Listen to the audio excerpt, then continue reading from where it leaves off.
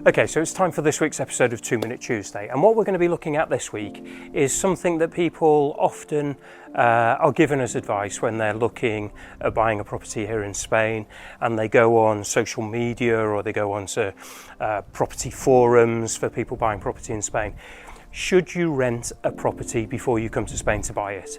So that's the topic of this week's 2 Minute Tuesday. We're going to look at 4 of the points that are really in favour of renting before you buy and 4 maybe negatives of renting before you buy. So welcome to episode number 175 of 2 Minute Tuesday with Hondon Valley Homes.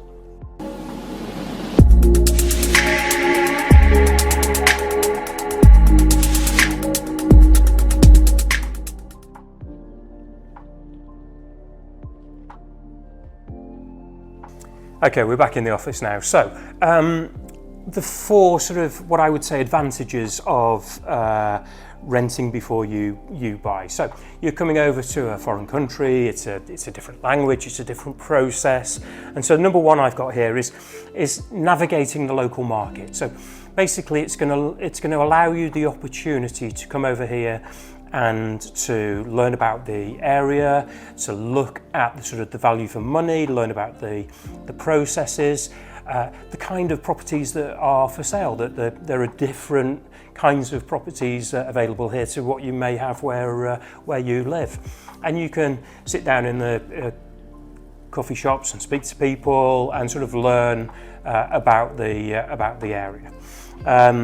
You can, if you're renting for a long period of time, because a lot of the contracts here are 11-12 month contracts, then you can use your rental property as a base to go and explore and learn about different things. And it also means that you can sort of take time. It's not like you're going to be here for 2 or 3 days or a week and you don't feel that you're going to be sort of rushing and things like that.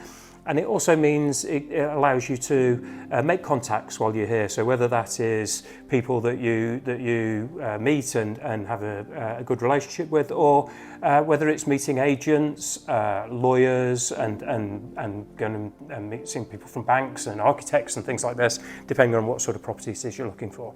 So number 1 we've got is about navigating the local market.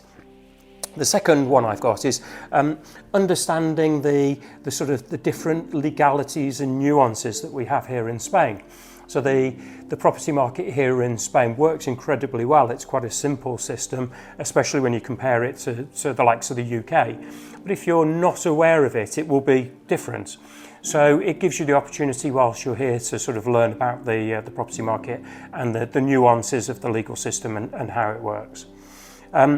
Number 3 that I've got is if you are able to get a shorter term rental, it will allow you to move from one area to the other. So if you were going to say take a year to come over to Spain and have an extended rent before you buy, then you can basically travel around Spain renting property and doing it that way. It'll be incredibly expensive, but it gives you the opportunity to find different areas, and if you're not tied to a particular area, then you can go and look in others. And the final one that I've got is something that I think won't maybe be the forethought for people in the front of your mind, but it's to find out whether you actually like living abroad. It is different, and if you're the sort of person that you've lived in your own country all your life, it's going to be very different when you come to say live in Spain.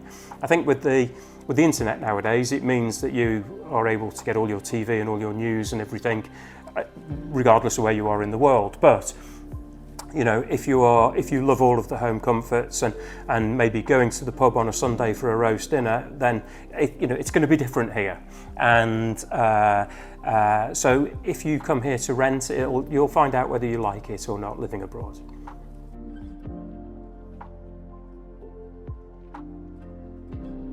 Okay, so we've covered the positive aspects of renting before you buy, but as with anything where we're talking about the positives, we need to be balanced and also look at the negatives.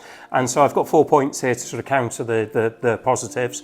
Number 1 is the simple thing is that if you come over and you rent something, if it's available today, it's not going to be available by the time your rental contract finishes. So if you were fortunate enough to say find something when you were here renting, it may not be that well, it's guaranteed the vendor won't wait for your rental contract to finish before they will sell you the property. They'll take the money from the first person willing to pay within good time. So you have to take into account the availability of properties. The second point that we've got here, and we've actually done a video, so if you were to go back and look, it's episode number 165 of 2 Minute Tuesday, and that's an episode about why people don't rent their properties anymore.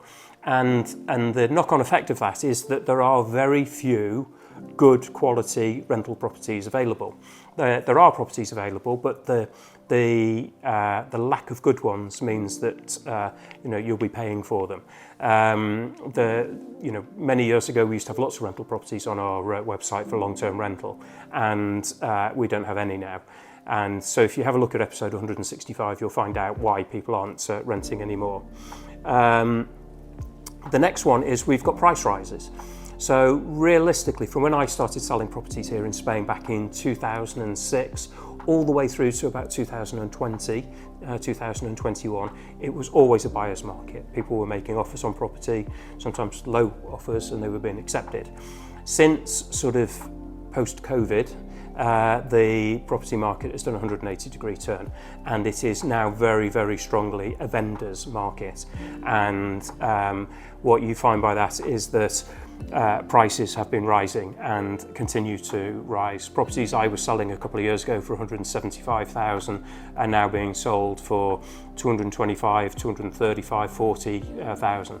And that's in a very short period of time. So if you're tied into a 12-month rental contract, you might find that you're not only paying tens of thousands of euros in rental while you're renting, but also the properties are going up by a similar, if not more. So in a period of 12 months, a property could have gone up in price, and if you factor in the rental that you'll be paying, it could be a 30,000 euro cost in order to rent a property for a year. So it really is worth considering when you sort of look at the financials of that. And finally, if you are not an EU national, so for all the Brits out there and people from further afield, if you wanted to come to Spain and rent for a year, you would need a visa. And because as a non-EU national, you can spend 90 days in any 180-day period here in Spain. So it might not be as easy as just coming over and renting for 12 months to look for properties. My advice, having covered the sort of the positives and the negatives, my advice to people would be, maybe rather than coming and renting and we've gone through the sort of the negative side of it, is come and do extended trips, call them inspection trips or whatever. Maybe take the initial focus off looking for the property and concentrate on finding the area.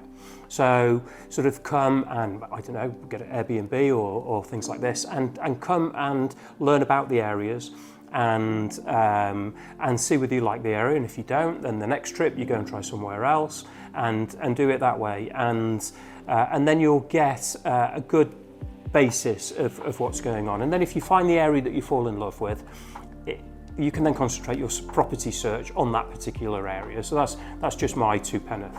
That's it for this week's episode of 2 Minute Tuesday.